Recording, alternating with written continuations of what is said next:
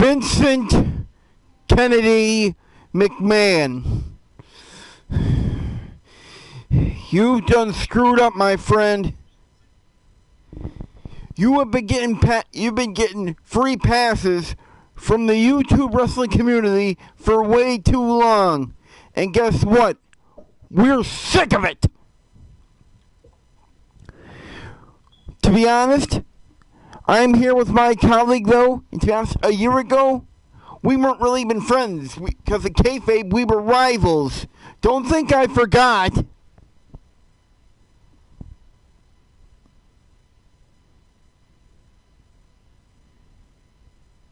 Well, there's nothing really to. Well, there's nothing there to forget about that, mate. But time has moved on, and here we are now. Right. But there's one thing we can agree on. Monday Night 100%. Raw and the WWE in general fucking sucks. Coming from my friend Josh, who's been a fan for nearly 10 years, and from a fan like me, who has been a fan for the majority of my 32-year life. And this is how you treat your fan base? Why?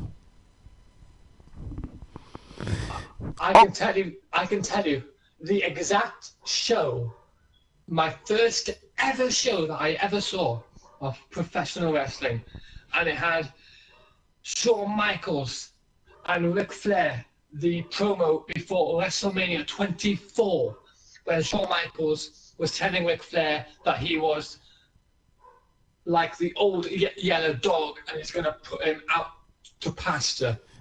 That was the first ever show that I ever saw. If I may, since you are bringing up that segment, I think it's very apropos you're bringing up that promo, because in the situation, WWE and Raw is old Yeller. Somebody, and it needs somebody, anybody, down. Somebody take it out back. Well, don't get me wrong, we love the show. We watch every week. But we've had enough. This company has insulted our intelligence for at least 2 or 3 years that we know of. But trust me, it's been a lot farther than that. We're talking 5 years, maybe even more than that.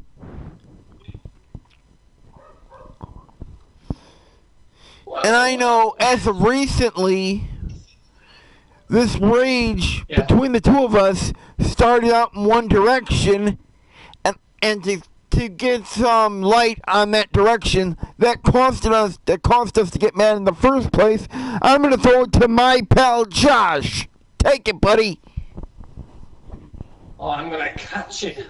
I'm going to grasp that brass ring of Vincent Kennedy McMahon, and I'm going to shove it so far up his ass that he doesn't even know what the term sports entertainment even is anymore. Do it. Because it was possibly 3 weeks ago, perhaps. It was the SmackDown before the 2018 Survivor Series, where Daniel Bryan became the new WWE champion when he defeated AJ Styles in that SmackDown's main event. And that SmackDown set me off so fucking much that I almost... You did, my friend. I was 99% away from quitting. You mean 1%? 1%. No. I was 99% away from quitting. I was 1% away from staying, and that 1%, that 1% was all it took for me to stay. He was gone. I stayed. And why did I? Yes, Robert is right. I was gone for a day and a half. But even though I was only gone for a day and a half, that day and a half was so righteous and it felt so right when I decided to just quit there and then. But there was something about this product and this show that I love so much, so passionately, that I just had to find a way deep down in myself to just scratch and claw my way back into it, because I know that I can't ever leave it, no matter how shit it gets. And I think that's pretty sad, though. The fact that Daniel Bryan was on a... People have been wanting Daniel Bryan to win this title back ever since he returned in April. He had an opportunity right before Crown Jewel. He could have won the title right there. But no! We had a title match at Crown Jewel with Samoa Joe. There! No! Again? But then, on the very last show, before the pay-per-view, with the match already set in stone, you just take it all away. We had AJ Styles versus Brock Lesnar 2, set in stone. And then, what do? You turn Daniel Bryan heel, which, by the way, I'm not against. It's just the timing of this was completely the wrong time and the wrong place and the wrong setting for it to take place. But you turned him heel, but not only that, you gave him the WWE title on the last show before the Survivor Series pay-per-view. And the storyline was already written. It was done. Of course, we can't really complain, though, because they did the same thing with Charlotte Flair and Becky Lynch. But there's a difference there. Becky Lynch, unfortunately, had to take a night off at the worst possible time. There was no goddamn reason AJ Styles had to be pulled from Survivor Series.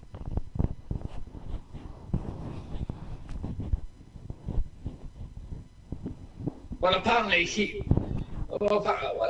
according to these internet rumors, Rob, AJ Styles apparently requested to have the WWE title be taken off him. But even so, if he requested that to happen himself, why didn't he do it earlier? There were 3 title matches. 3 title matches before he dropped it. It could have been at Crown Jewel. It could have been right before Crown Jewel. It could have been at the Super House Showdown. It could have been at Hell in the Cell. Nope. None of them.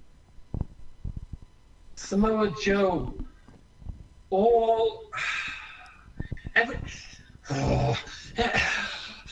Everything that is Samoa Joe. His character, his portrayal, his... Oh my God. He was golden. He got squashed. He got absolutely destroyed for no fucking reason in his feud against AJ Styles. I don't understand it. I'm the same. It can be said for Shinsuke Nakamura. Oh. And don't even get me started on fucking Jinder Mahal. And speaking of Shinsuke Nakamura, imagine how he feels. For 3 months,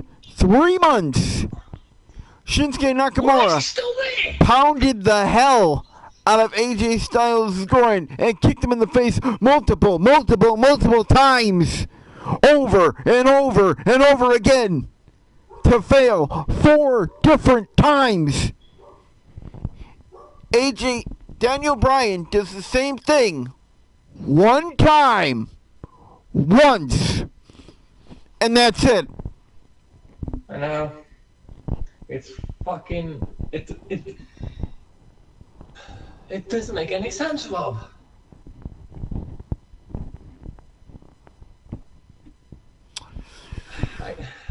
But then there's a greater issue out there. You kind of touched it already.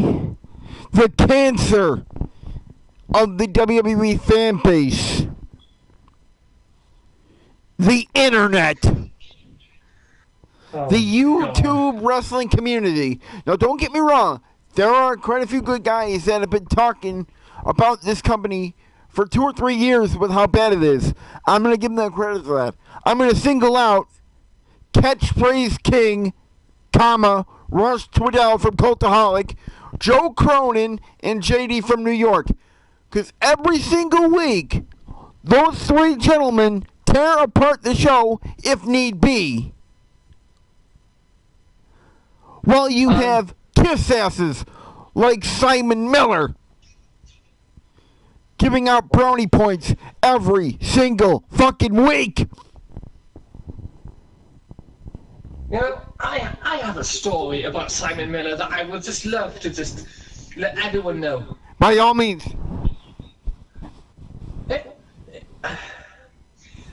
There was this one week, right, and it was probably a few months ago now. It was about 6-8 weeks, maybe. I don't know. It feels like 3 or 4 months ago. No, I don't think so. But nonetheless, continue. There was this episode of Raw that I actually watched live, right?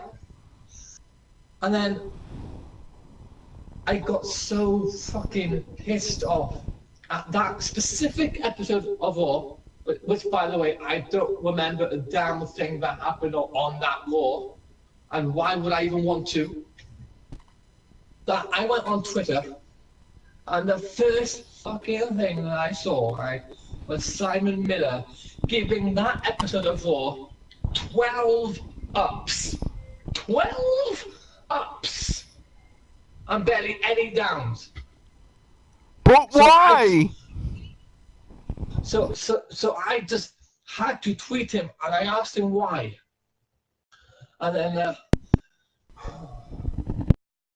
then his response to me was, well, if you feel that this show is so bad and you don't like what's happening, well then, if you don't like it, don't watch it.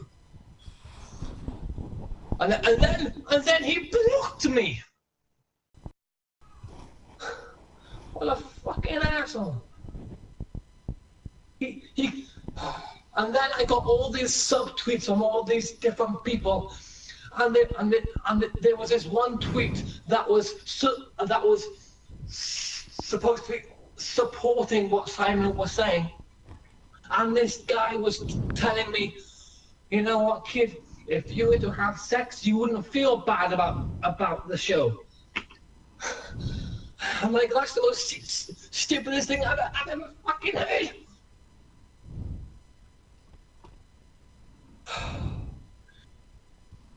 So apparently, having sex makes the show good, Rob.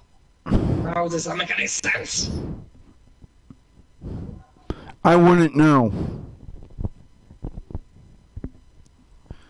But anyway, Simon Miller continues every week to give these shows all of these ups and barely any downs. I don't understand where he gets all these ups from. Until he was positive every single week until last week. Monday Night Raw has been horrible for the entire year of 2018, but yet last week was the straw that broke the camel's back.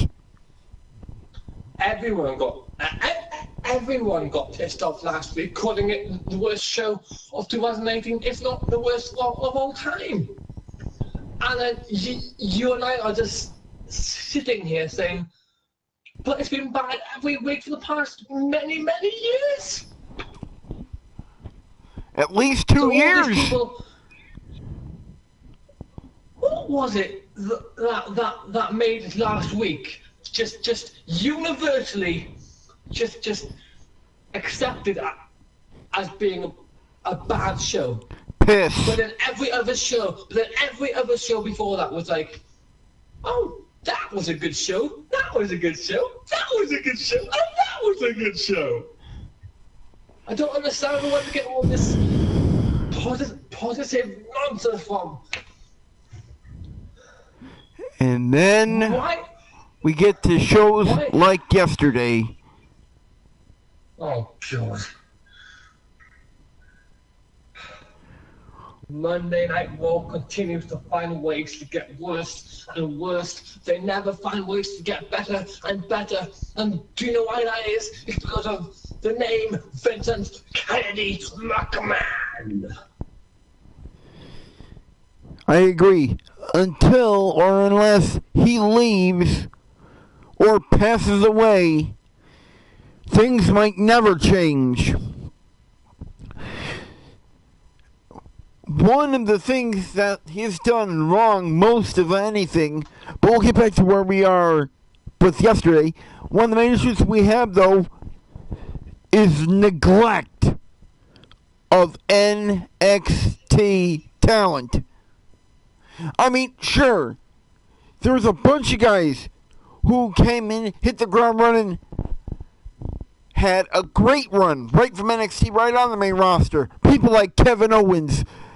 Finn Balor won the Universal title within about a month after his debut. But for every success story, there's a failure. We look at people like Tyler Breeze in the Ascension, in the Revival, and Apollo Crews. Oh, God. Shinsuke Nakamura. Oh, God. Ty Dillinger. Oh, God. Andrade Almas. Oh, God. Even Sanity. Sanity is abysmal. God. These men were molded perfectly down in Florida by Triple H. These men were ready. They were at the top of the game. But you see the issue with that, Rob, right? It's because Vince McMahon didn't personally make them what they are is the reason why he's downgrading them every fucking week. Because they're not his own personal creation, he has to put them down every week. Because somebody else got them over and make them a success. He has to put them down because it's not his own. I feel sorry for the kids that are down there. Of course, I can't even say kids, they're grown men, but you get what I'm saying. I mean, as good as people like The Undisputed Era, or Velveteen Dream, Shayna Baszler, Kairi Sane. Stay in NXT. I swear to God. They have to stay there. Or hell, Tommaso Ciampa is having one of the best runs of his career. Stay there. If he got called up to the main roster with the persona he has right now, it would be squashed. Because it's too edgy. And this all dates back to 2010, Rob. When the original NXT got formed and created in the weekly competition shows of NXT. And that was an insult to all of them involved. And then what came of that was Wade Barrett winning the initial NXT, the first ever in 2010, and then a group of guys from that show of NXT got formed called the Nexus. Yeah, 8 men who were sick and tired of being made a joke of every single fucking week. Let's see, you had, what's his name, Michael Tarver, you Garbage. had Justin Gabriel, you had Heath Slater, Ryan Reeves. Or no, Skip Sheffield. Skip Sheffield, Heath Slater, David Otunga, and of course, Daniel Bryan. And of course the leader, Wade Barrett. But I feel like we're missing somebody. Oh, wait, hold on. I can pull it list up right here. Just hold on a minute. Continue on ranting. I'll be back in 1 minute. Is it Percy Watson? No, that was two. That was two. Oh, Darren Young. Darren Young. Darren Young. You had the potential of a lifetime to make these 8 stars the fucking lifeblood of the entire show, and yet you come to SummerSlam, you built that up as these major players in the industry, and then SummerScam comes along, and Team John Cena, and then just oh. And then they get buried and destroyed and ruined. I wouldn't say they were buried. I wouldn't say they were buried fully, because hell, they all had successful runs after that. But I do agree with one thing: SummerSlam would have been a great coming out party for him, though. But nope, Big Mad Sean had to get the win. You know what gets me about that? Why couldn't they save it until the Survivor Series? Why do they have to have it at SummerSlam? Why couldn't they just extend it and make the Survivor Series that much more important?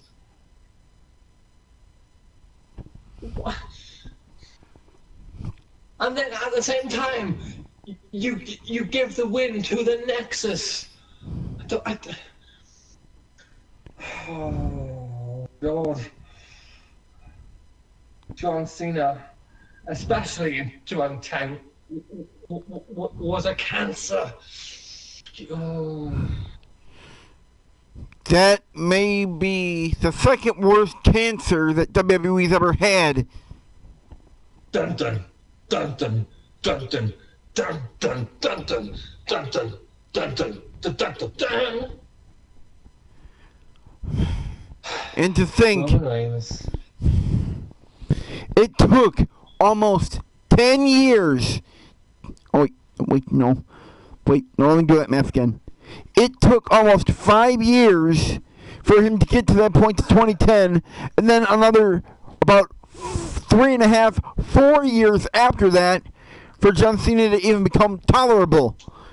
So that means all he do is sit through Roman Reigns for a dozen years until maybe he's palatable. But it's not the same. It's not the same. I can tell you the exact moment we started to what's the word here? Appreciate or accept John Cena. It was SummerSlam 2013 when he lost to Daniel Bryan, and Daniel Bryan became the new WWE champion, even though he was only for like two minutes, right? Because of the Randy Orton cash-in. But that was the night that we started to appreciate John Cena. But then, of course, the anger would continue, though, over the next couple of years, as Big Man Sean would continue to win feuds, but he would make it look good, though. Bray Wyatt. Exactly. He brought those guys to great matches. Bray Wyatt should have beaten John Cena at WrestleMania 30. Actually, no. It was 30. That match shouldn't have even happened in the first place. At WrestleMania 30, it should have been The Shield versus the Wyatt family. But then what would John Cena do? He could have faced the Undertaker. And then Brock Lesnar could have faced Batista. That's what I would have done. But since we're on that topic, that dates back to another dark day in WWE history that really sat horribly in the stomach of the WWE Universe. And I would know. I was there firsthand, and I sat through the entire 2014 Royal Rumble. I mean, most of the show was fine, but that WWE Championship match between Randy Orton and John Cena was cancerous. Those people in Pittsburgh didn't give one crap at all.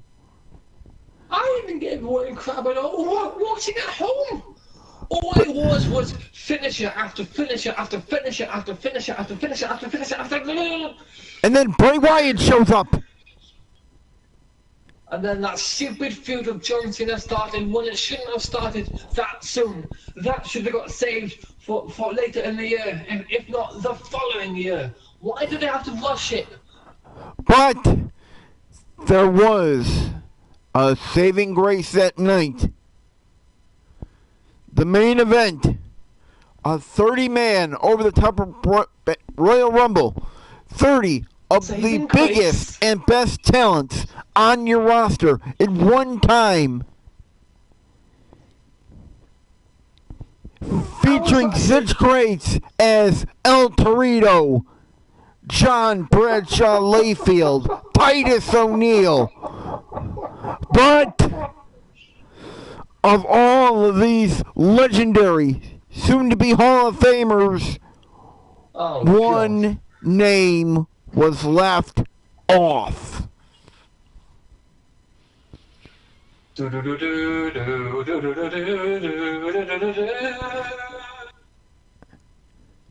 I mean, I could even remember sitting in that arena after number 29. Oh, Daniel Bryan's coming out. Daniel Bryan's coming out. Apparently, the people couldn't pay attention to the video package because they could see in the pre-match video package that Rey Mysterio, who yet to enter the match at that point, cut a promo talking about how he was going to win the Rumble. But still, that crowd in Pittsburgh waited, hoping, praying for Daniel Bryan to come out at number 30 and take the whole damn thing. What happened? Rey Mysterio. And for the first time in his career in the WWE, Rey Mysterio was viciously booed. And the sad thing is, the biggest pop he had for that night was the pop he got when he was eliminated. Oh my God. And then, I mean, sure, there's a lot of other guys there. There was a man in that Royal Rumble that was robbed of at least one, if not two, WrestleMania main events in a row, but had a chance to go to a third one. But what happens? Some fat guy in dress pants, some guy in dress pants, a corporate stooge, who used to be the devil's favorite demon, screwed it all up. It's gotta be Kane?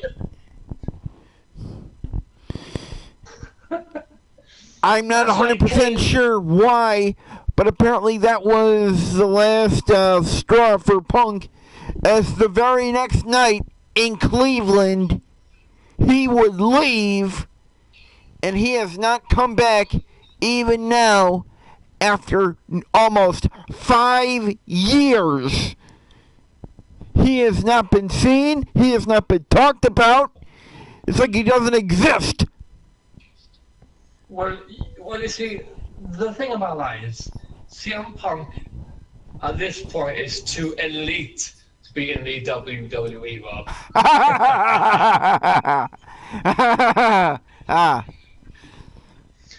Now, just to further the point here of the 2014 Royal Rumble. Yes. Now, the storyline here was the Authority versus Daniel Bryan leading into WrestleMania 30, which wasn't the actual original idea, because the original idea was to do Sheamus against Daniel Bryan again at WrestleMania 30. But because of us, the fans, and the backlash that we had for Daniel Bryan and the way he was being treated here, he literally got forced by us to be in the WrestleMania 30 main event. And at the 2014 Royal Rumble, he wasn't in the actual Rumble match because Triple H felt like, oh well, he already competed early in the night. He doesn't need to be in the match again. But yeah, that's a double standard, though. I know. Because if I recall, Bray Wyatt, who competed in the very same match as Daniel Bryan, was in the Royal Rumble. Was he? I believe he was. They took JBL off the ringside and put him in for an empty spot. Hey, they put El Torito in. Oh my god. But yeah, and the most surprising thing about this Rumble was the people wanted Roman Reigns to actually eliminate Batista to win it. And who would have thought that was possible? But of course, in 2014, as when the Shield was still red hot, Roman was red hot as well. The Shield in 2014 was absolutely one of the best things about the entire WWE. And they loved them all three of them. I look at them now, eh? My God. Oh, God, they completely ruined them. Such a waste. Speaking of... the worst thing about this was the following year, 2015 Royal Rumble came along, Rob. Oh, before we get to that, let's go to one of the men who was also affected in the year 2015. A man who actually made his debut at the 2014 Royal Rumble. Is a young upstart from NXT. A man by the name of Alexander Rusev. Ah. Was that the same Rumble that both... No. No, that was the... that was 2012, I believe. No, that was 2013. The one that you can't see me won again. Which led to Cena versus the Rock 2, which never should have happened. And that never should have happened. Just like I said, that may have been 2012, but I'm not 100% sure.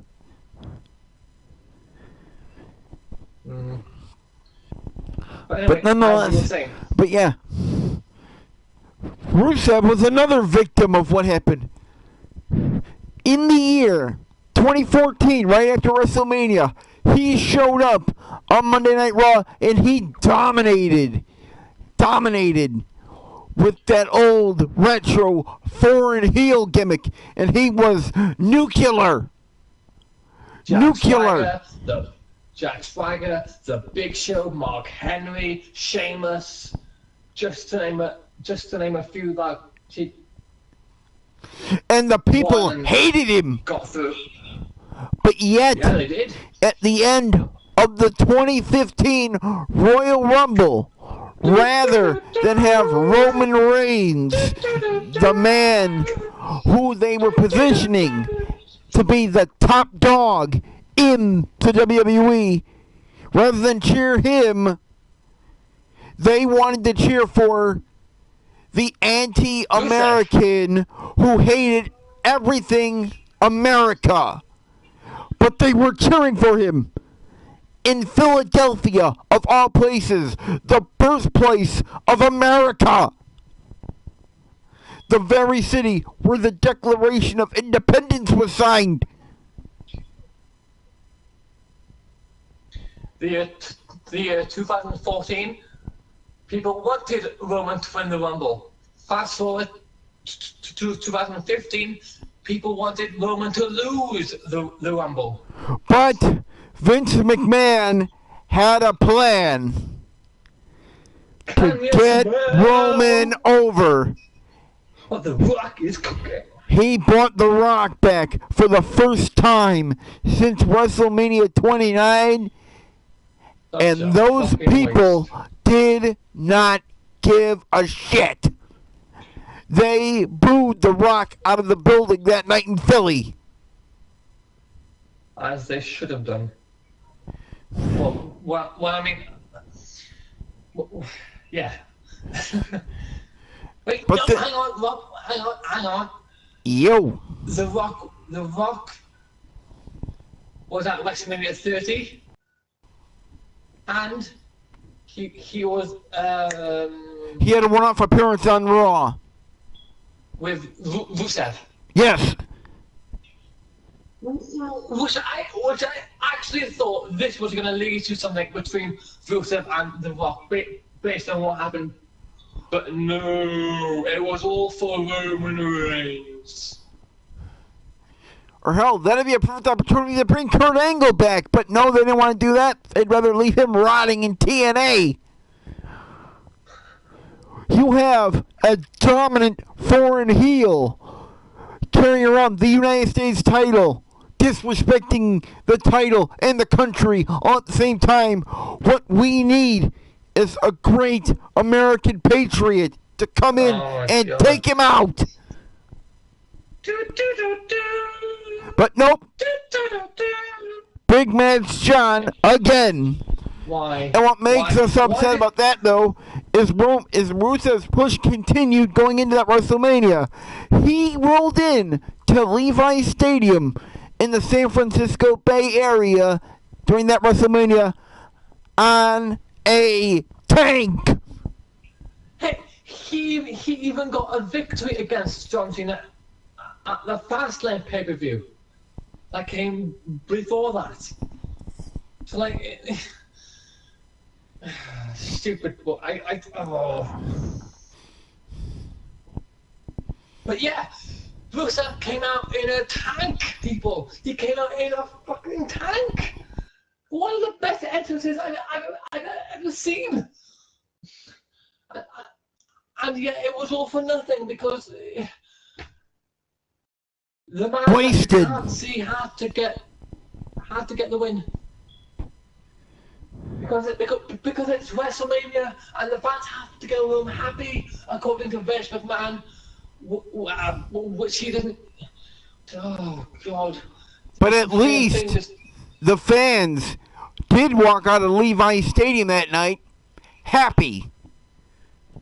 But that was not because of Vince McMahon's doing, because he had his ending written. This was going to be the coronation, the big dog coming out party, knocking off the man who did the impossible 1 year before. But even on that night, Roman was booed. And the only thing that made that match sellable and okay with the fans was the fact that Seth Rollins literally stole the show at the end of the night. He stole the show, he stole the spotlight, and he stole the WWE Championship, and the people loved it. Well, there was two factors going into that main event, Rob. You had Brock Lesnar, who just dazed before this show happened, he was on that news show, and he announced that he signed a brand new contract with the WWE, because Roman was initially going to beat Brock in the main event, but then Brock signed a new contract, which then changed the mind of Vince McMahon to not have Roman win. And at the same time, Seth Rollins still had his Money in the Bank briefcase, which he hadn't cashed in properly before this now. So those were the two factors going into this, and those were the two factors that basically saved this show. Rob, are you still here? I'm right here, buddy. Okay. And you know what else about WrestleMania 31 as we're on this Mania now? Yes. I have one name for you, Rob. Let me guess. One name. Sting. Ha! Who? Sting. No, Sting was on WrestleMania? Did he ever wrestle for the WWE? I don't think so. I don't understand Vince McMahon's mindset. WCW got defeated and bought out in 2001. 2001. We fast forward 14 years later to 2015. They finally signed Sting after all these years, and Sting debuts at the 2014 Survivor Series, which led to Dolph Ziggler beating Team Authority and getting fired. And then they came back about 2 months later. So what a waste that was. But then that led to Sting versus Triple H at WrestleMania 31, which should sell itself. And then it didn't. In the mindset of Vince McMahon, because Sting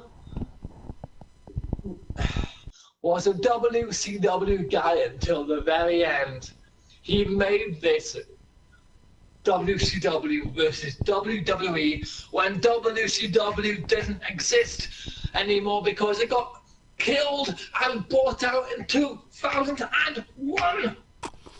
And it wasn't just... What do they do?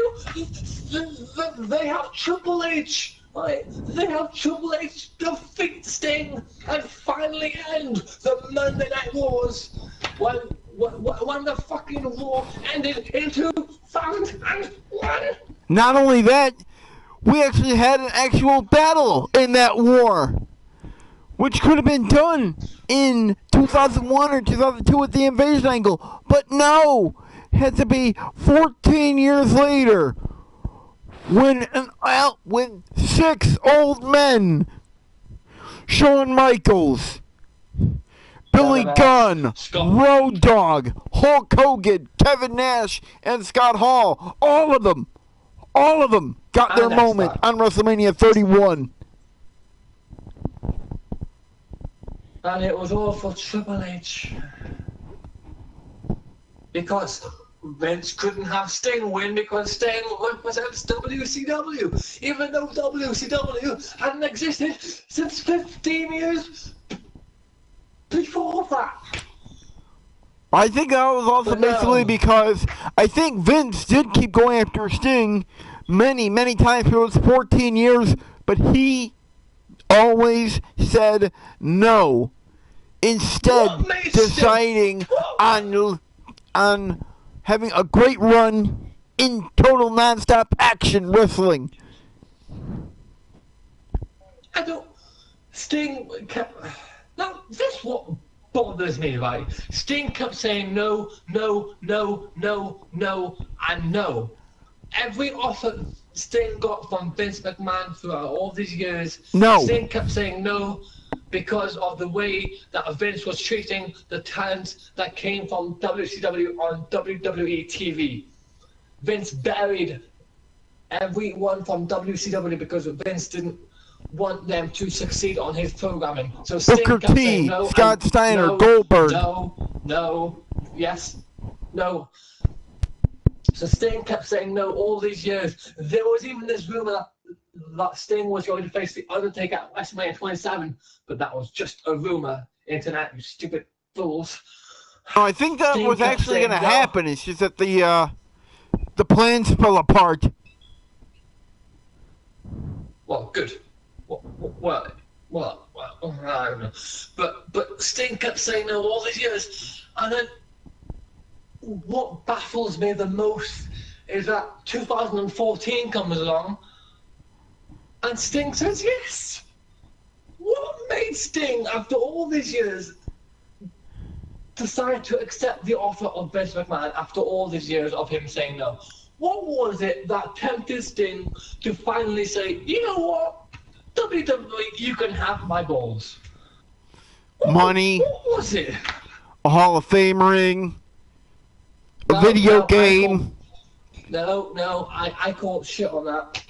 Because Sting could have done that any fucking time he wanted to before then. But why did he? Why did?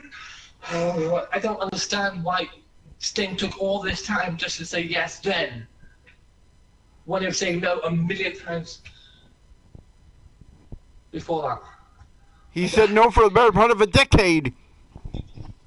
And then all of a sudden, 2014 comes along, and then he says yes. Like, and then he gets buried by Triple H, and then he has his career ended because of a botched buckle bomb by Seth Rollins at the 2015 Night of Champions pay-per-view. But at least he got a submission victory over the Big Show on Raw. Goody.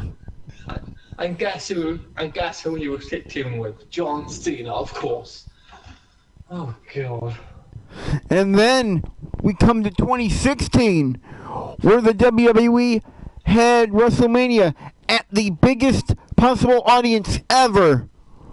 But it was one of the worst Manias ever, but mostly because of injuries. Yeah, that was a weird time, though. It was like everyone was getting injured at that time. It was very weird. I mean, there were a couple of guys here who could have probably helped legitimately sell out 100,000 seats. People like Seth Rollins or John Cena, who were buried on the bench, injured. Well, technically, Rob, John Cena did make an appearance on that show when he helped The Rock fight off Bray Wyatt. I don't count that. It could have been so much more. Right, but I'm just saying, because it happened. And then, also in 2016, we saw the unveiling of one of the most ugly, despicable looking championships ever created. And that title is a cancer. Just look at the history. Finn Balor, one day. It had to be red because it was a Raw title. It had to be fucking red. Oh my God. Finn Balor was champion for one day, had to vacate. Kevin Owens was an afterthought. Goldberg was a champion for God knows what reason.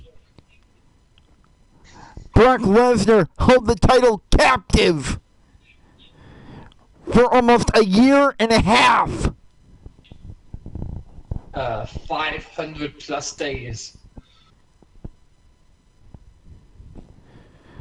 And then finally, at the 2018 SummerSlam, Roman Reigns finally, for the fourth time, got his crowning moment at the top of the mountain. only have to vacate because of medicine. Modern medicine. Yeah.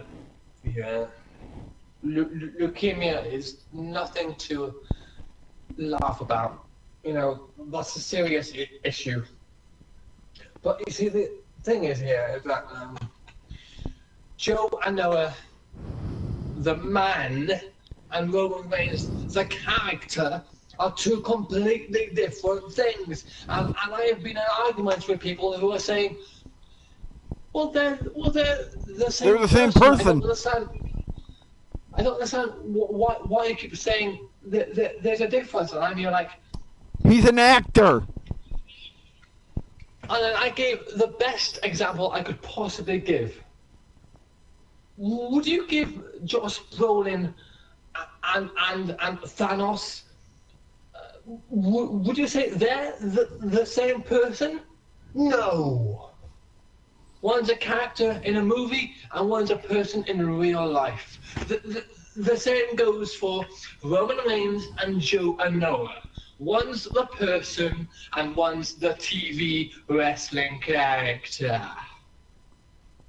Speaking of which, there are rumors swirling that the big dog will be at Tribute to the Troops in a couple of weeks in Fort Hood, Texas. In what aspect, we don't know.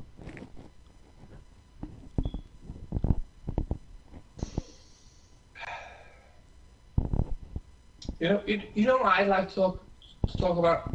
Yes.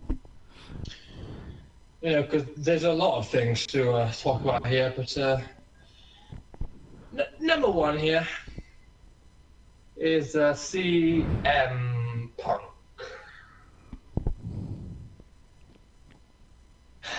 My God, I have a lot to get off my fucking chest here. Like, CM Punk to me is the biggest waste of talent I have ever seen in my life.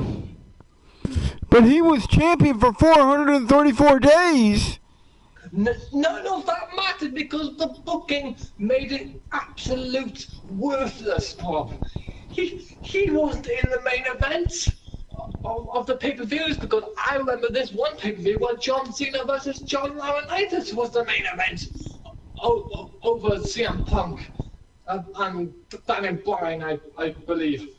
I mean, sure, there were two pay-per-views where maybe we can give you a pass.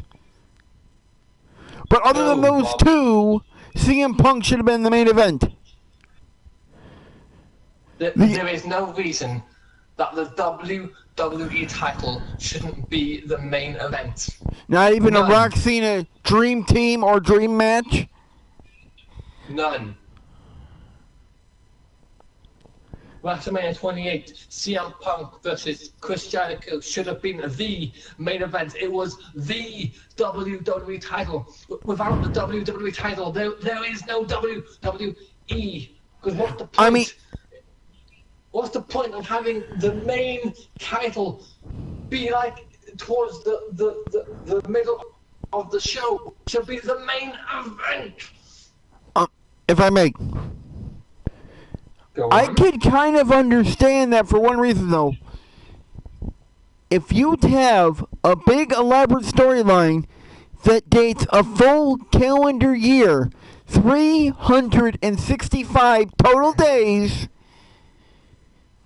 I'm not surprised that it's potentially a main event. Plus, it's Rock's comeback in his hometown. But still, CM Punk should not have been near the back, towards the middle. Okay. It at least could have been semi-main or somewhere in that area. But okay, no, well, we have to put Undertaker, Cena, Team Teddy, Team Johnny. Okay, Rob. So explain to me this. Yo. Why was Roman Reigns and Samoa Joe the main event of Backlash when it should have been AJ Styles versus Shinsuke Nakamura? I have no answer to that. Right. Okay. I'm just. That's the only stipulation. That's the only condition I had with that 28 one, was that the issue I stated. But other than that, there was no reason Punk shouldn't have been close to the main event that year.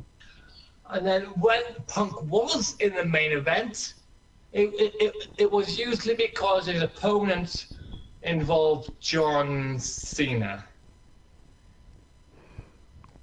Or The Big Show. Or Alberto Del Rio.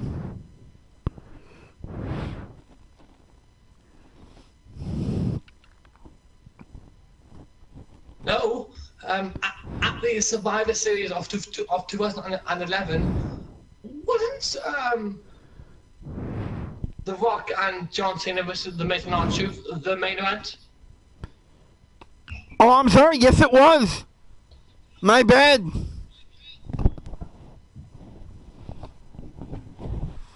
So you have...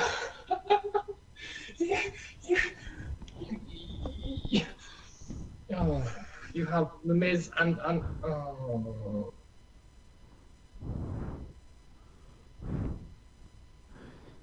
And R-Truth, who has not been relevant since 2011, 2012, in the main event.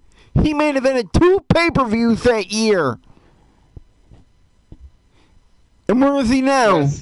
Dancing. Where CM Punk, the WWE champion, wasn't even in the main event. A good half the time. I mean, hold on. I can do some math here. Hold on. Give me 1 minute.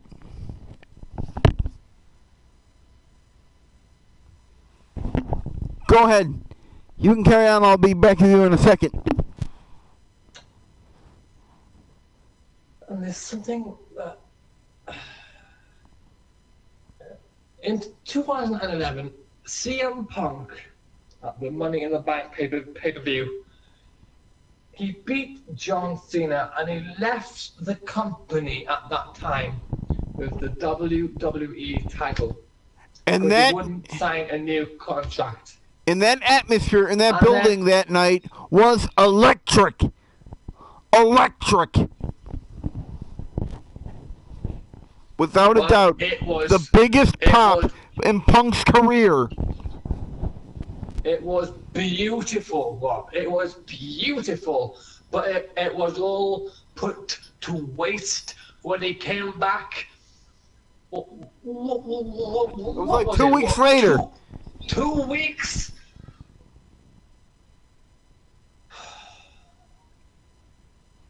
If that was me booking it, Punk would have been defending that WWE title on the independent scene for months, if not close to near a full year, until he made his return to WWE.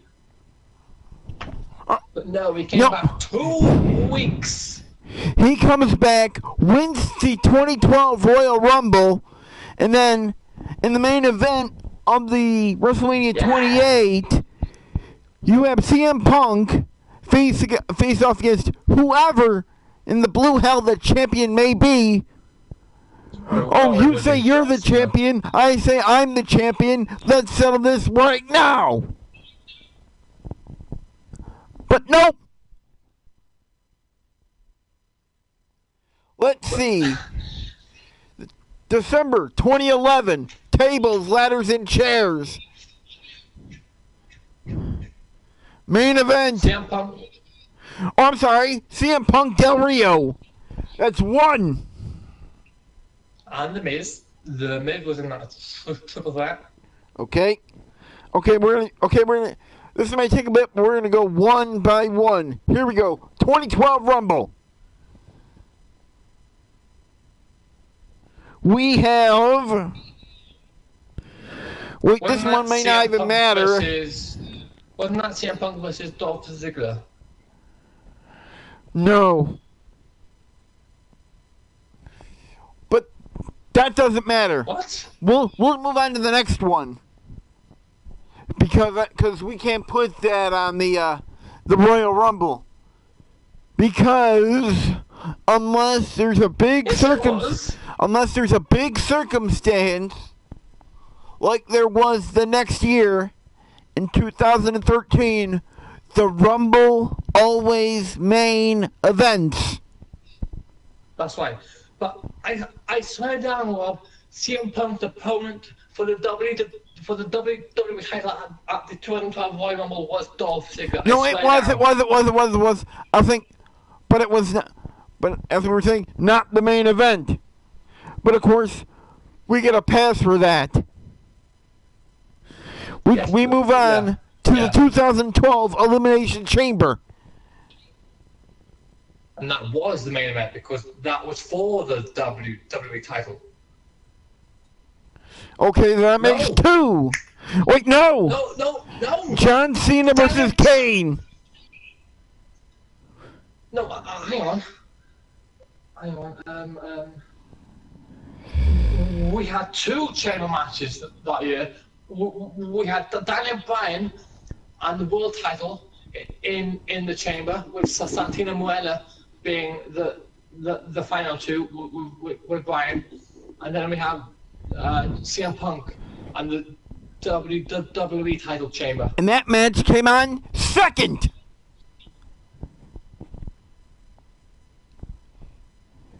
What? Huh? Yeah, that match was second. And then we move on to WrestleMania 28, which we already covered, which is understandable, but still no reason why that should have been in the half in the half of the show. It should be near the bottom, not towards the middle. CM Punk versus Chris Jericho should have been the main event. The Rock versus Cena.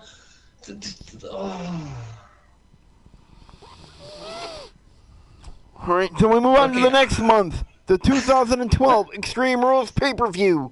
We have John Cena and Brock Lesnar. Oh, another missed opportunity. Brock Lesnar came back since 2004, I believe, at WrestleMania 20. He came back just to lose to John Cena in his first match. And the storyline was fucked up there because the storyline that Cena was having was that he couldn't win the big matches since he lost to The Rock, because he lost to Tensai in that Raw main event once.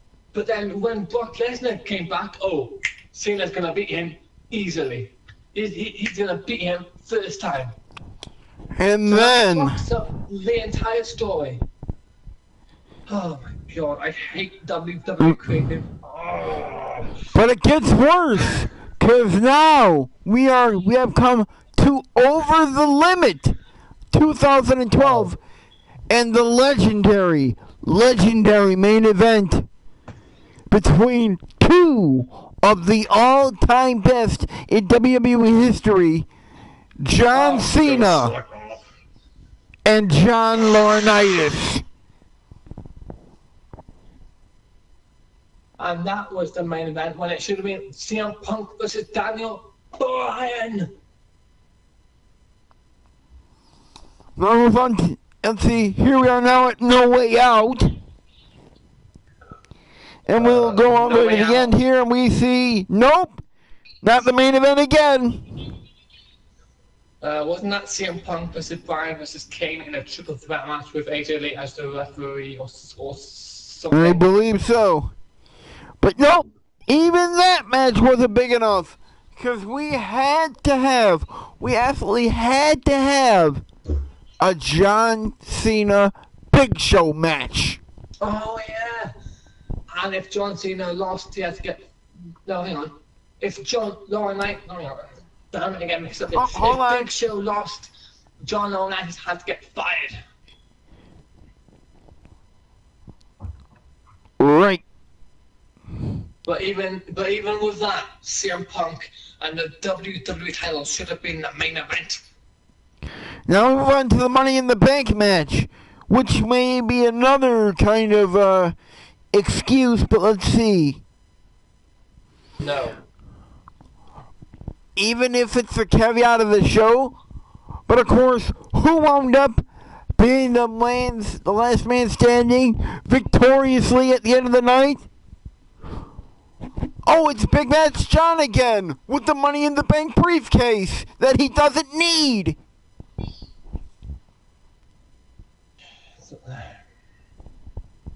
The reason I say no is because the Money in the Bank ladder match should have never left WrestleMania in the first place. Agreed. To become its own pay-per-view. Agreed.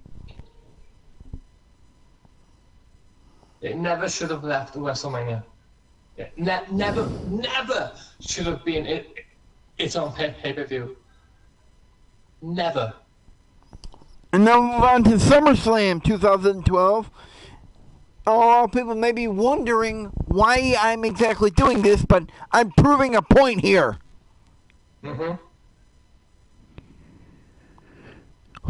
Match 8, the main event of SummerSlam 2012, Brock Lesnar versus Triple H. Again, CM Punk passed over.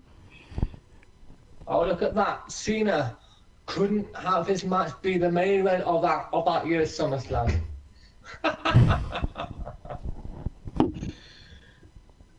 Of course, CM Punk, Big Show, and Cena in that three-way dance, people, for the WWE title wasn't the main event because it had to be Brock Lesnar versus Triple H, and that was Brock Lesnar's second match back since losing to John Cena. Oh, what a concept! Night of Champions 2012 main event, CM Punk versus John Cena. What a concept! And that match ended in a draw with a double, where Cena hit Punk with the German suplex from the second rope, and it ended up being a double pinfall, because both shoulders were on the mat with Cena and Punk. But at least that's the main event. And I can hear it raining. Mm-hmm. Anyway, moving on. Along the look! 2 in a row! Hell in the Cell 2012, another main event for CM Punk, but yet that one gets overshadowed by referee Brad Maddox. Yes again. Oh no, hang on. I'm thinking about the before. Never mind. Oh my god! Yes! Ryback! Ryback was undefeated here. He was having this undefeated push, and he got all put to a waste because Vince McMahon had nobody else to put in the main event against CM Punk. So he had no choice but to shove Ryback in there. And then he got screwed by Brad Maddox. Oh my god. And then in 2012 Survivor Series, we saw the debut of one of our first topics for debate, where we saw the debut of The Shield.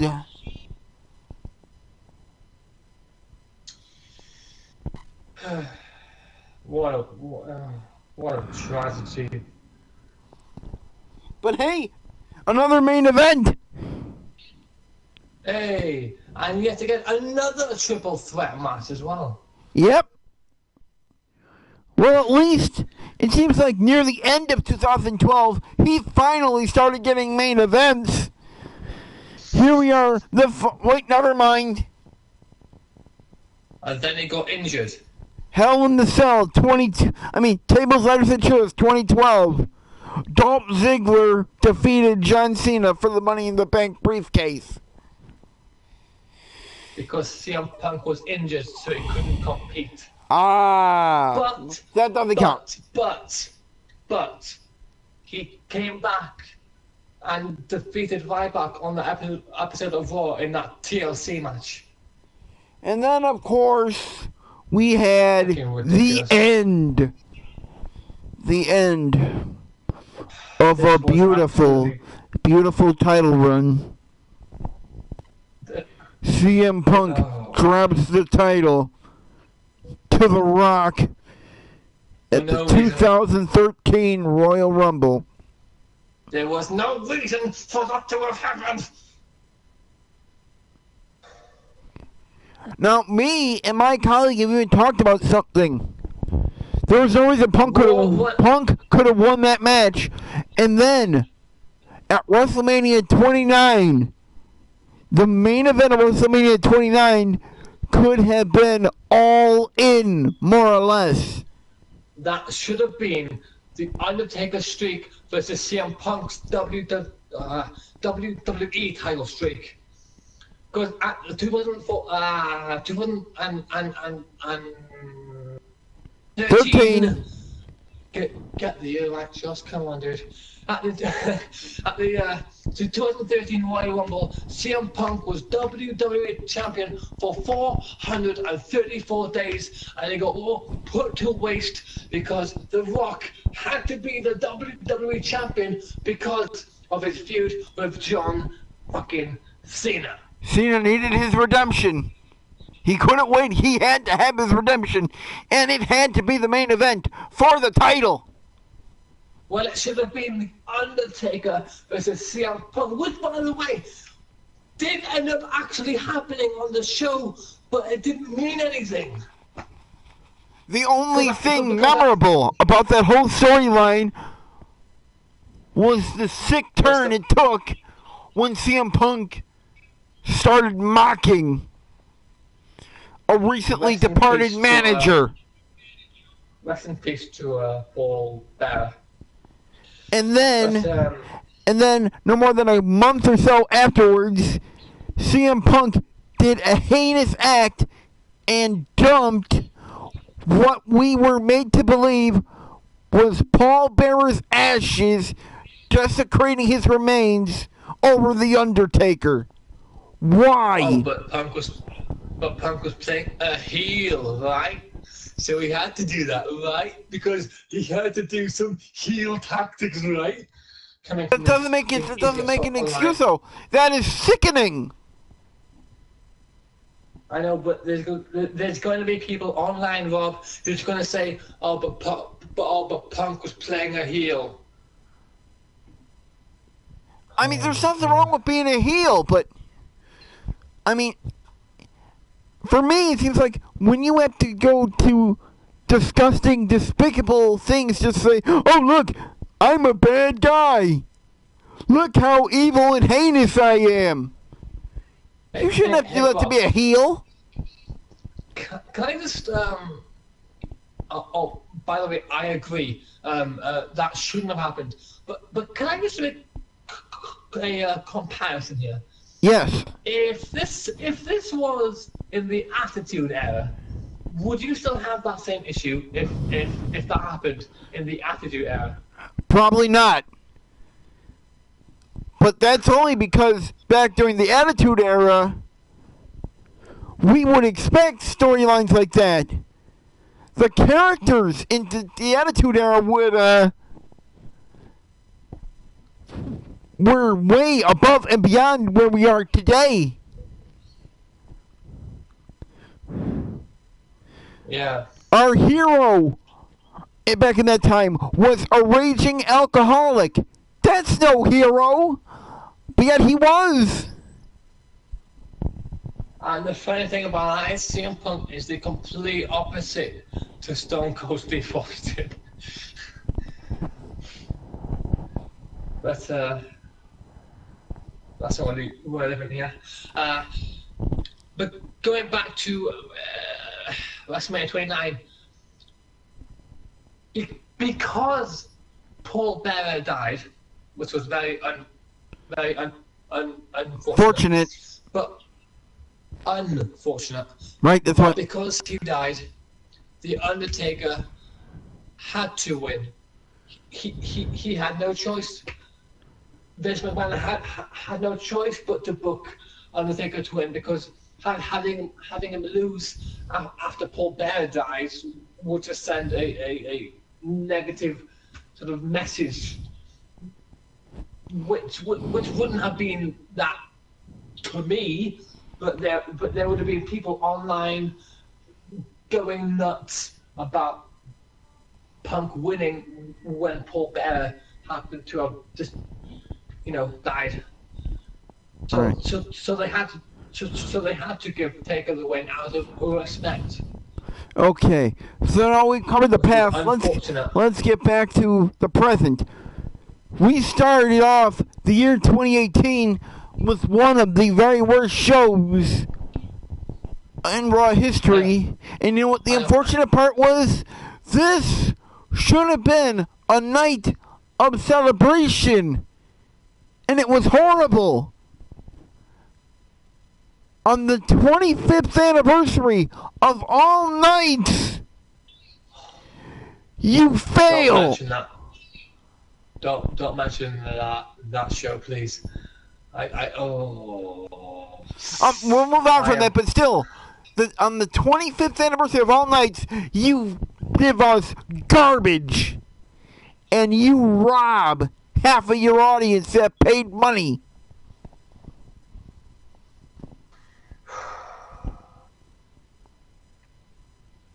Oh, God. Then it seems like after, around the summertime, around June or July, it seemed like every week in a row, for 3 or 4 weeks in a row, they kept getting lowest ratings in 25 years, again and again and again and again, all in a row. Raw 25 was supposed to be a celebration. It was supposed to be a celebration of the 25-year history of the Raw programming show. But what did they do? What did they do? They shit all over it. They absolutely shit all over it. The only thing that was, I don't know, decent was Stone Cold stunning Shane and Vince McMahon to open the show. Everything else that came after that was garbage. And the sad thing about that, that was the first segment of the night. And after that, it died. And you know what's worse about that? What? I paid to watch that show live. I paid to watch that show live, and I feel like I got screwed. I felt like I got screwed worse than Bret Hart at the United 7 Survivor Series. That show was such a disgrace to professional wrestling.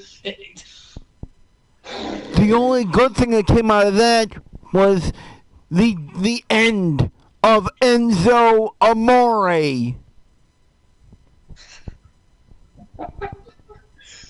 Oh, what a story that is. My God. But that's not even worth the time. Oh, Enzo Amore. Bob, you've just brought up the Cruiserweight division. Oh, Lord. Triple H put time and effort into creating the Cruiserweight Classic and restoring the Cruiserweight wrestling. Cruiserweights.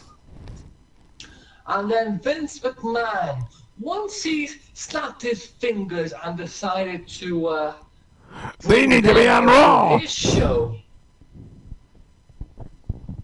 they got killed on that first night when that fatal four-way happened. They got killed, and they were never the same again. And it I wasn't feel until Enzo sorry. Amore was fired when Triple H finally got his hand back on the button that is the Cruiserweight division, and finally, after almost a year and a half or 2 years, finally got the Cruiserweights on the right page. By the way, yes, Adrian Neville and Austin Aries, I feel so sorry for those two. They got absolutely wasted and ruined. At least Aries did. Neville had a great run. He just left on bad circumstances.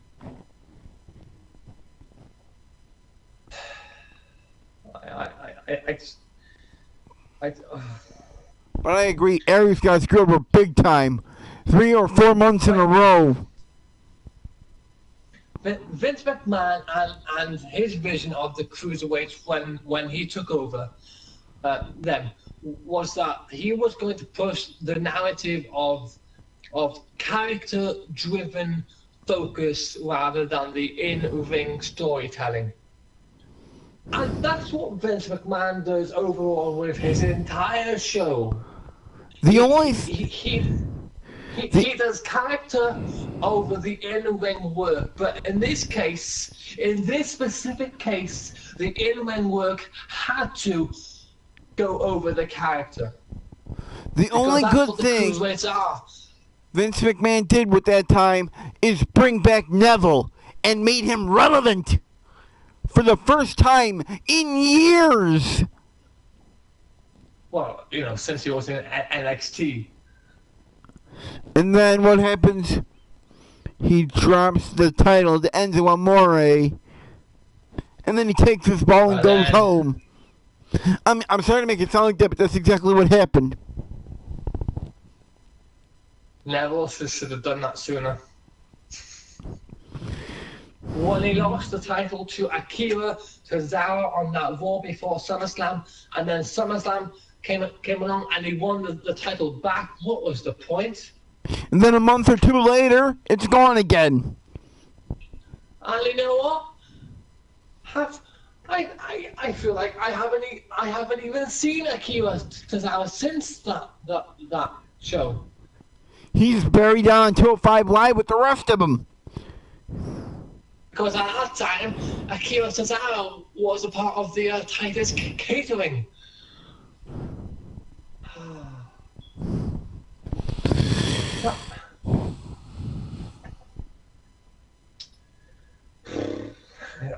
Oh God.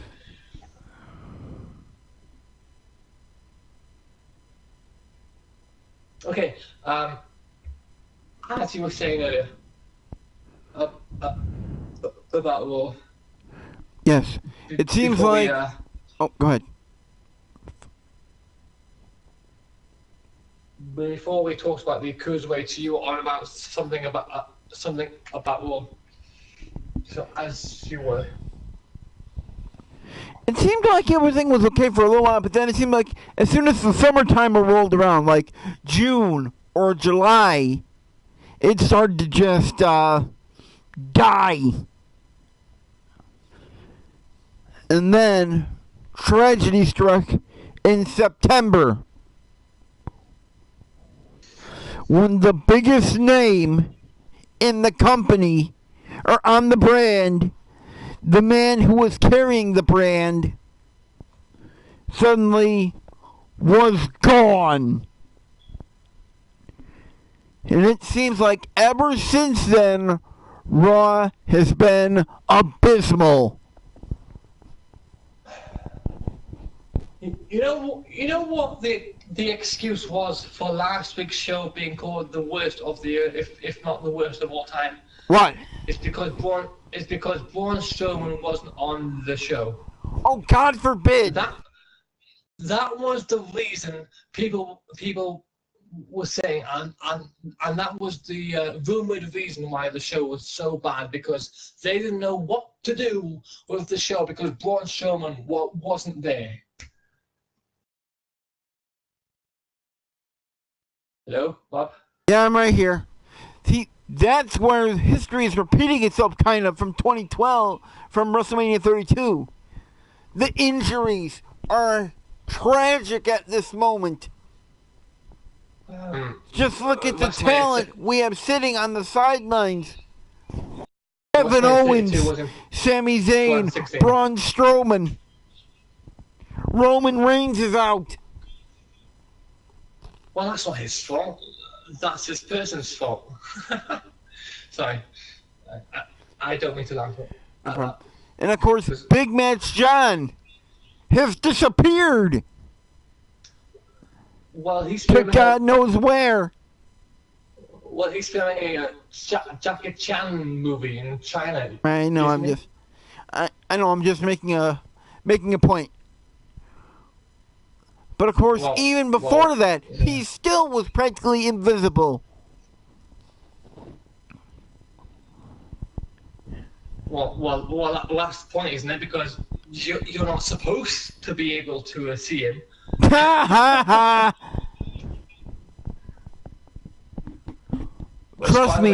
Trust me, we can see you, John.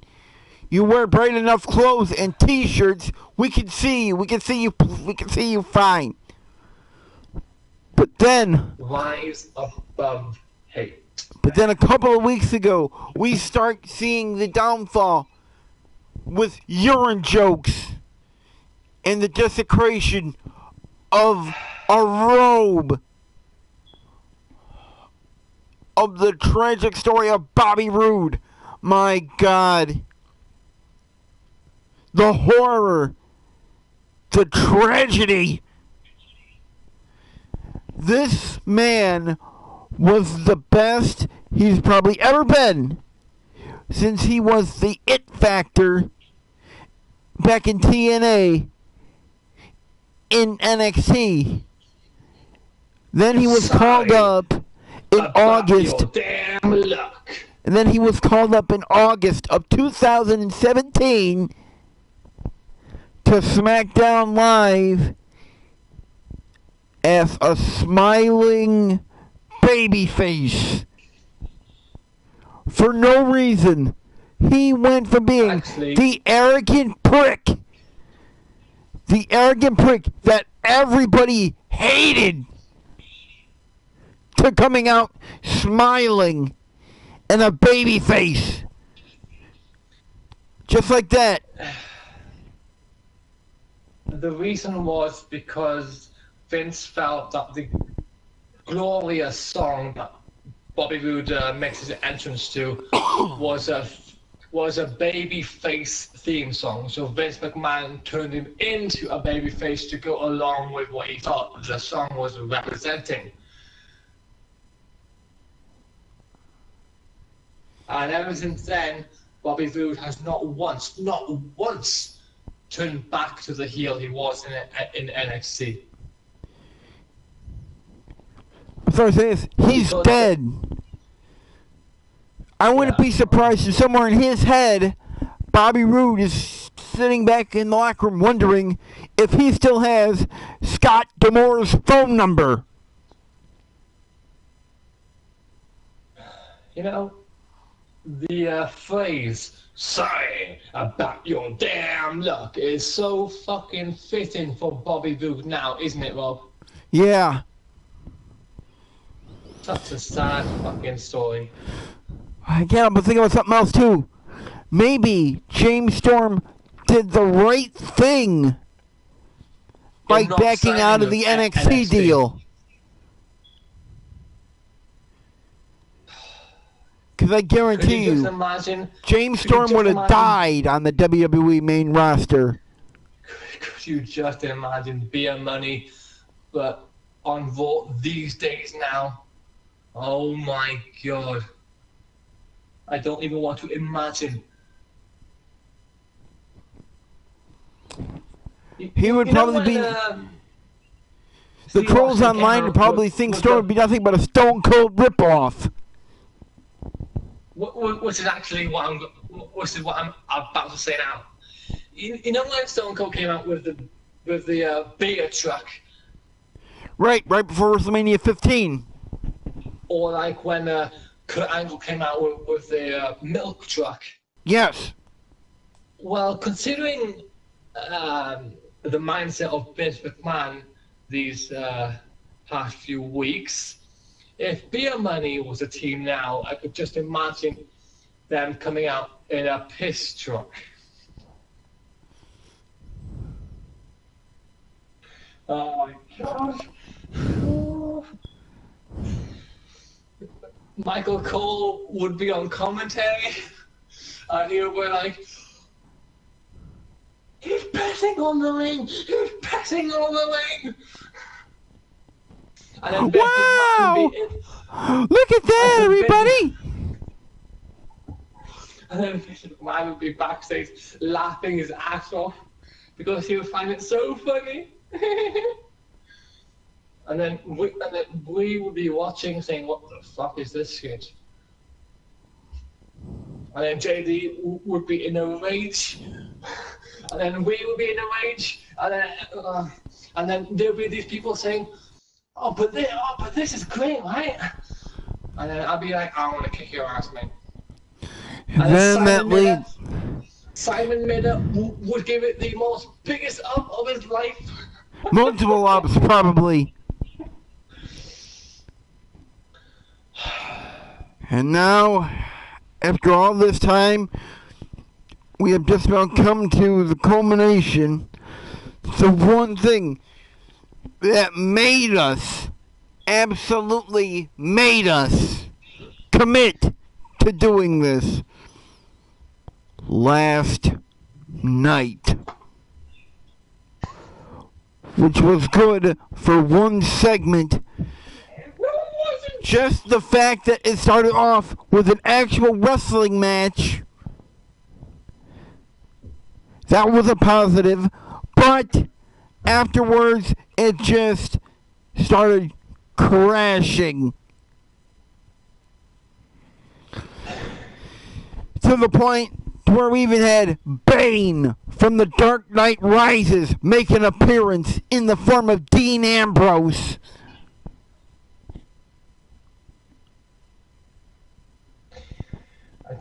I don't understand the storyline on the character that Dean Ambrose is supposed to be.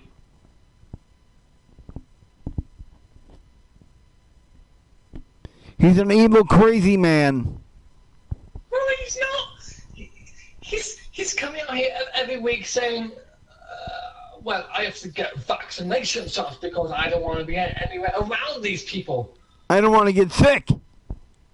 It's got nothing to do with Seth Rollins and how he felt like he got betrayed or put down as a member of the Shield. No. He comes out here every week getting needles in his ass and wearing gas masks. Now, if I'm going to move on to number 2 now. Something that's really offensive to me. The fact that every week a talent like Bobby Lashley has a stick of showing his ass every week just for fun and flexing like Lex Luger circa 1993 as the narcissist. But he's the almighty Bobby Trashley.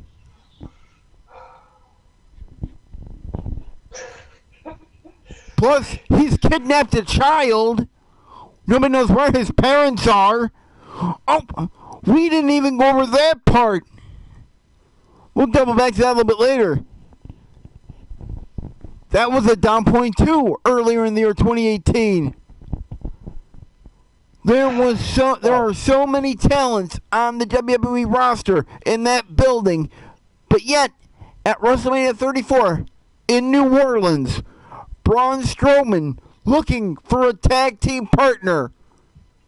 All the talent in the world is in that building, and he takes a 10-year-old child as a tag partner.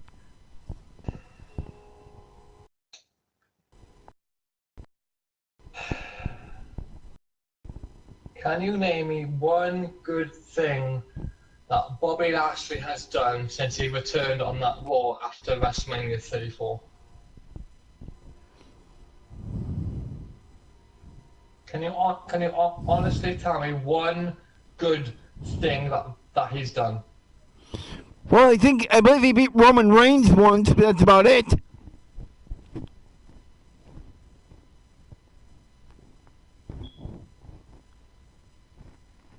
And that, yeah.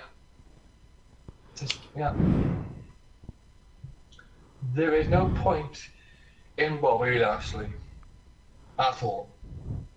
And then for 2 weeks in a row, 2 weeks, we have the exact same segment regarding two of the very best women Monday Night Raw has to offer. I mean, don't get me wrong. If they want to do it online, we're going to have you guys sit here. You're going to answer questions online for our fans. The people are going to love it. I got no problem doing that. That's what Facebook's for. They do Q&As like that all the time. You do not do Q&As on live television. And not only that, you know for sure, it bombed last week. And what did they do? They did it again the very next week. To get their agendas over.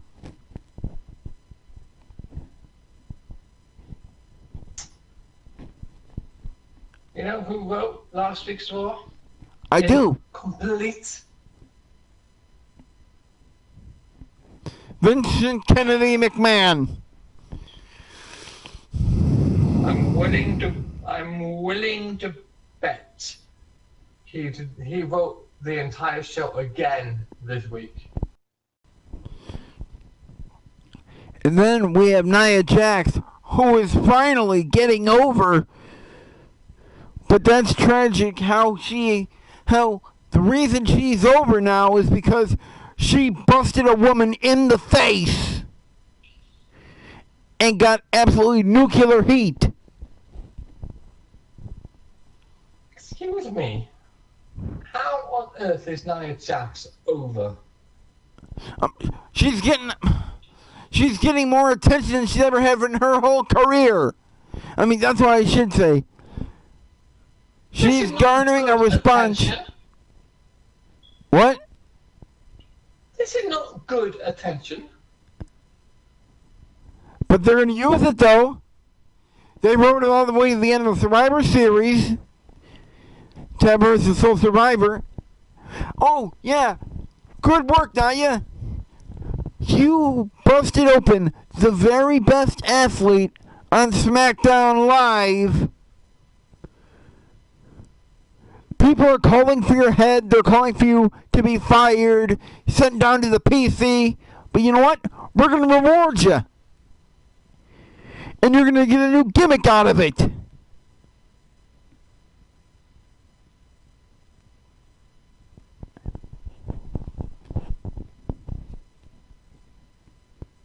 I have nothing to say about Nia Jax. At least that's one good thing that's coming up the past few years. It's like that Becky Lynch has fought and clawed her way back up to the top of the mountain where she belongs. It took 2 years, but she finally made it back.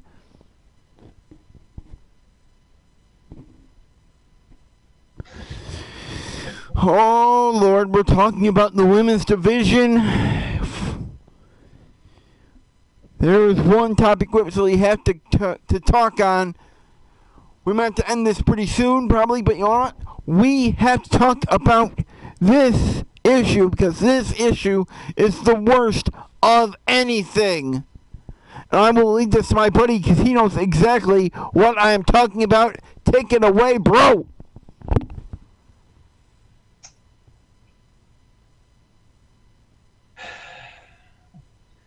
Listen,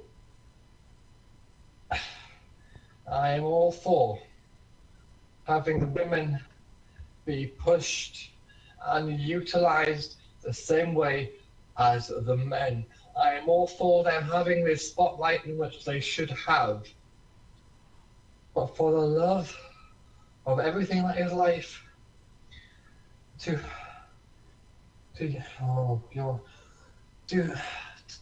call it a women's evolution or a women's revolution when it's not, when that's just an excuse and a lie just to hide the fact that they're still pushing the divas like Nikki Bella and Brie Bella and Nia Jax and Alexa Bliss and Carmella and all these women from the divas era, which is still strong today, but they're using the women's evolution or the women's revolution to hide that fact, and they're calling it women's wrestling and all this nonsense when it's not. They keep holding back the actual women's wrestlers because they want to push the women who can't.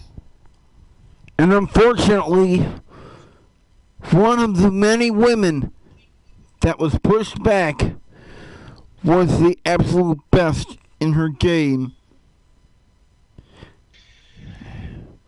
for years. NXT.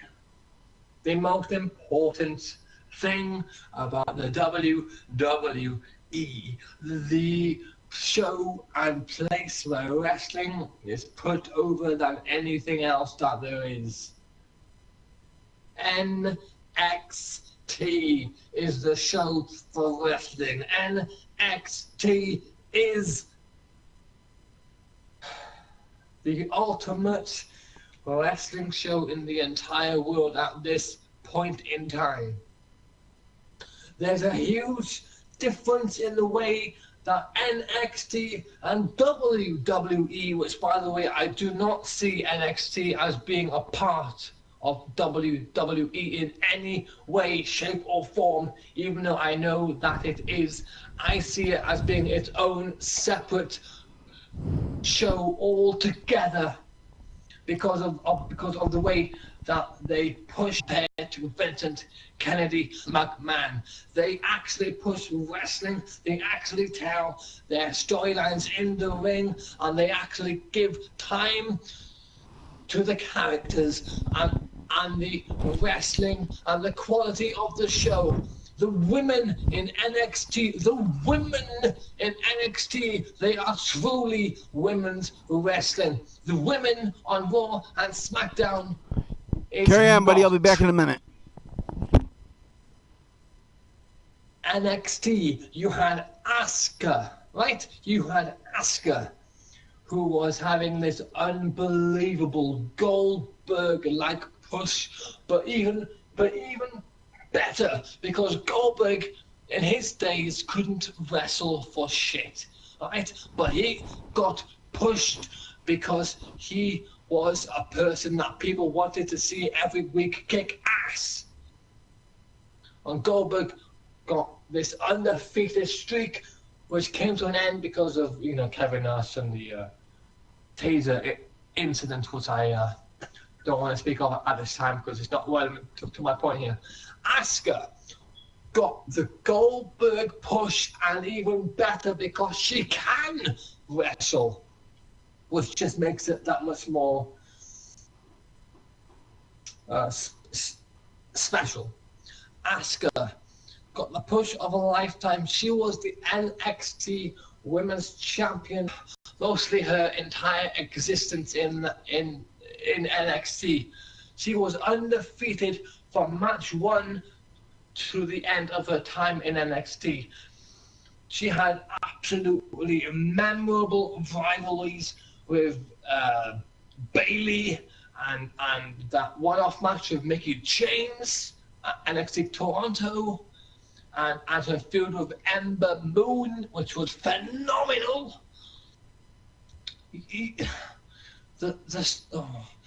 the storytelling and the wrestling aspect of her reign in NXT was truly something amazing to behold. It had so much passion put into it, so much time and effort put into it to make it good, to make it relevant every week, to make it progressive going forward into the weeks ahead.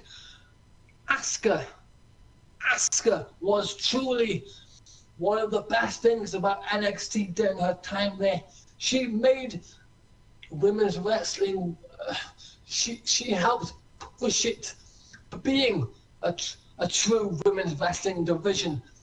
She even helped to elevate her opponents in the ring, like Ember Moon.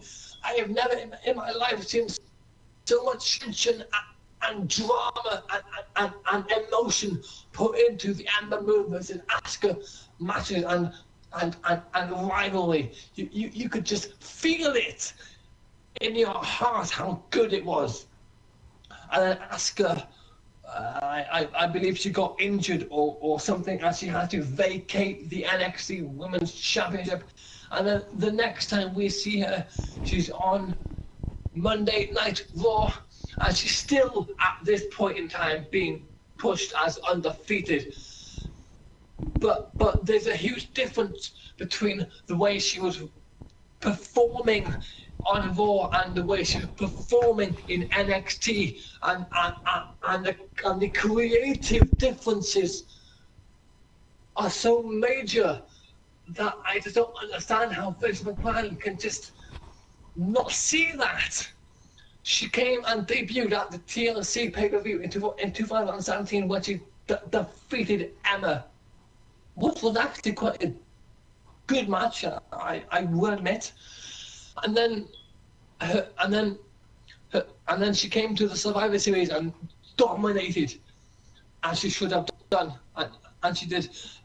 She was the short survivor. And then at the Royal Rumble, she won the initial first ever Women's Royal Rumble, which, by the way, 2018,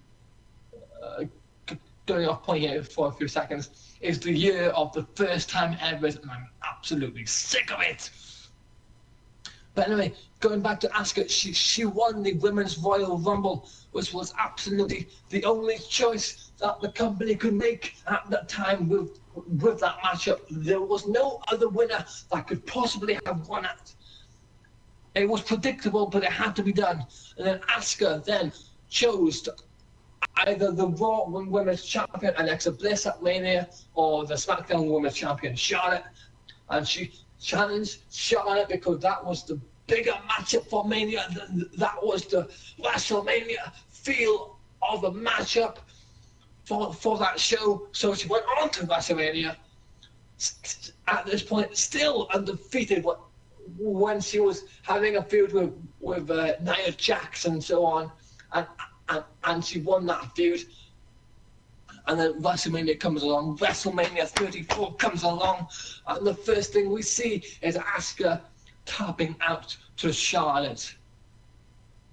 Her streak got ended by Charlotte Flair, for a reason which I will never understand ever.